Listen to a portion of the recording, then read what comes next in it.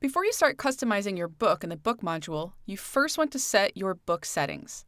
In the book dropdown, you have 3 different options. Blurb, which is an online printing site where you can print your own books, or you can select PDF or JPEG. I'll start out with the Blurb settings. These 4 settings here determine the estimated price of your book. If you set a smaller size, then it's going to cost less than a larger size, and a hardcover is going to cost more than a softcover, for example. You can see the estimated price down here, and if you click on it, you can preview it in a few other different currencies. Now, this estimated price is based off of those 4 settings, but it's also based off of how many pages you have in your book. Right now, my book has just the bare minimum. It's cleared out and there's nothing there. So to get a basic idea of what this will cost before I start making any of those changes to the settings, I'm going to do a quick auto layout. I'll go into auto layout and just press that button on the left. And now I have a vague idea of how many pages I'm going to have in this book. It may change as I work on the book, but at least I know that my estimated price is going to be a little bit closer to what it will end up being when I'm finished. For the size setting, you have 5 different options. If you change that setting, a window is going to pop up warning you that you are about to change the book size.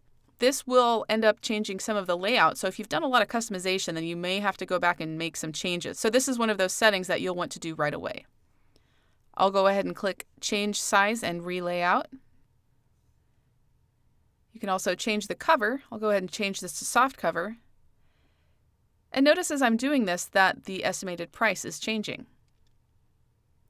Also, on the very last page of your book, by default, there's a Blurb logo. If you want to remove it, you can change that setting to none, but it's going to increase the price. Looks like it added about $9 to the total of this estimated price.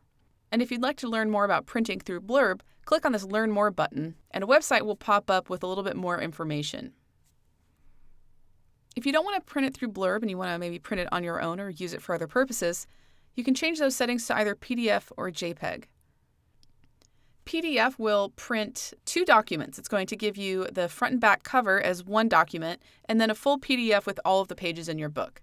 JPEG, on the other hand, is going to print an individual JPEG file for each page of your book. And the book settings for both PDF and JPEG are the same.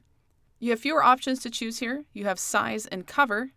Changing the cover just changes what that spine is going to look like, and you can also remove that cover as well. That'll just end up giving you one PDF document instead of 2. The Jpeg quality determines the overall quality of each individual JPEG photo. For a better looking book, you'll want to move this to the right. That will also increase the file size, so just keep that in mind.